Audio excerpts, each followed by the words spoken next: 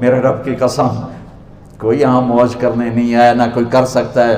شراب پینے کو موج تھوڑا ہی کرتے ہیں، بدکاری کرنے کو موج تھوڑا ہی کہتے ہیں، اور مال ملک کو موج تھوڑا ہی کرتے ہیں، دل کی خوشی کو موج کہتے ہیں۔ اور اس خوشی پہ میرے اللہ کا قبضہ ہے، وہ پیسے سے نہیں آتی، وہ شراب سے نہیں آتی، وہ عورت سے نہیں آتی، وہ عہدوں سے نہیں آتی۔ اضحک و ابکا، خوشیاں اللہ دیتا ہے، آنسو اللہ دیتا ہے۔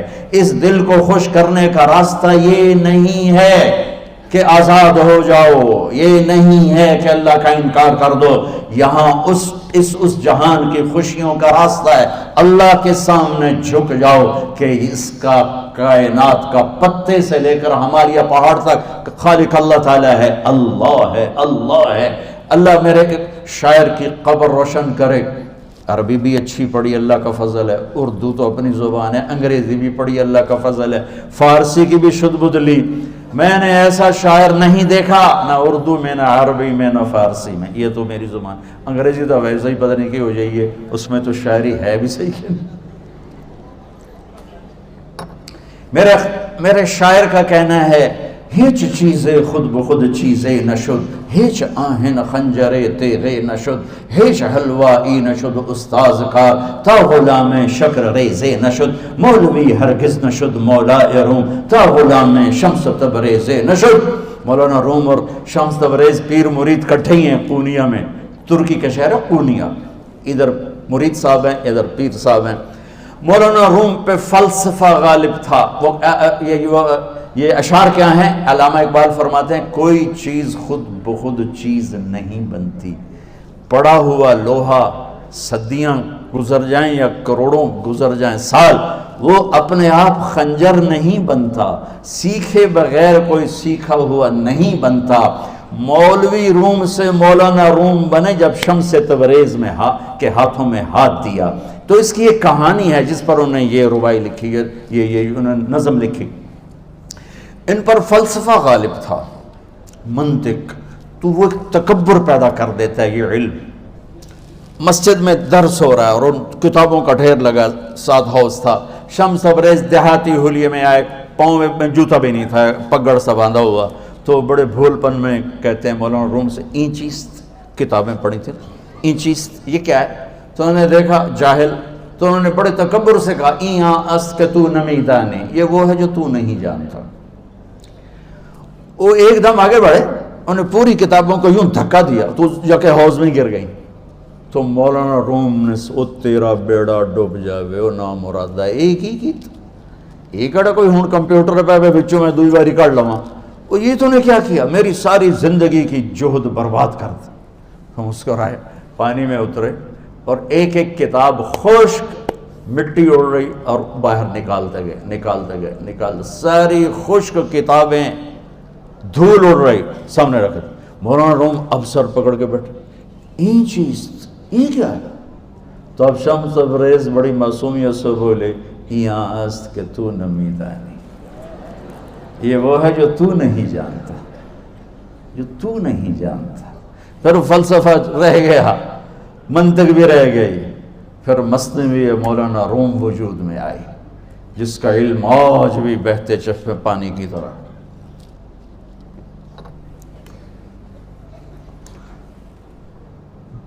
مجھے اللہ کو ماننا ہے، مجھے اللہ کو تسلیم کرنا ہے، مجھے اللہ کے سامنے کھڑے ہونا ہے، مجھے میرے رب نے موت دینی ہے، پھر میرے سامنے کھڑے کرنا ہے، میں اس دن سرخرو ہو جاؤں، میں اس دن کامیاب ہو جاؤں، وہ میرے سیدھے ہاتھ میں پیپر پکڑا دے اور میرا نعرہ ہو، ابھی آپ لوگ نعرے نہیں لگا رہے تھے، یہ خوشی کا اظہار ہوتا ہے۔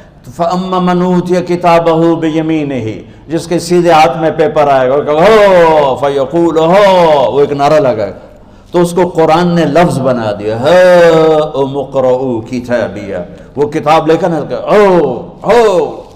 وہ کہیں گے تم کیوں ہے، مرد یا عورت، وہ کہے گا یا کہے گی، میرا پیپر دیکھو، پیپر دیکھو، پاس ہو گیا، پاس ہو گئی۔ اب وہ جو پکڑے ہوئے ہیں وہ کہیں گے کیسے ہوگی، تم کیسے پاس ہو گئے؟ تو وہ آگے کہے گی یا کہے گا، انی ظننت انی ملاق حسابی، مجھے پتا تھا مجھے حساب دینا ہے، مجھے حساب دینا ہے، میرے سر پر میرے اللہ کی نظر ہے، وہ مجھے دیکھ رہا ہے۔ میں تیاری کرتا ہوں، جیسے آپ جو تیاری کرتے ہیں بڑے اچھے نمبروں سے پاس ہو جاتے ہیں، جو ہماری طرح خالی کتابیں کھول کے دیکھتے ہیں پھر وہ گزارے والی پاس ہوتے ہیں۔ تو اوپر سے جواب آئے گا اللہ کا، فَهُوَ فِي عِيشَةٍ رَاضِيَةٍ فِي جَنَّةٍ عَالِيَةٍ قُطُوفُهَا دَانِيَةٌ۔ مبارک میرے بندے کو وہ آئیڈیل ہوم، آئیڈیل لائف۔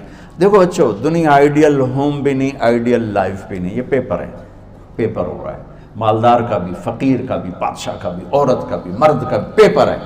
جو دینے میں کامیاب ہو گیا، آئیڈیل لائف اب شروع ہوگی۔ تجھے ہو آئیڈیل لائف مبارک ہو۔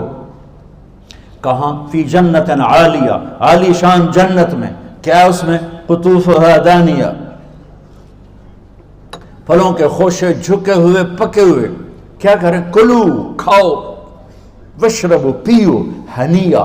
ہنیہ کیا ہے؟ کھاؤ گے بیماری کوئی نہیں، پخانہ کوئی نہیں، پیو گے بیماری کوئی نہیں، پیشاب کوئی نہیں۔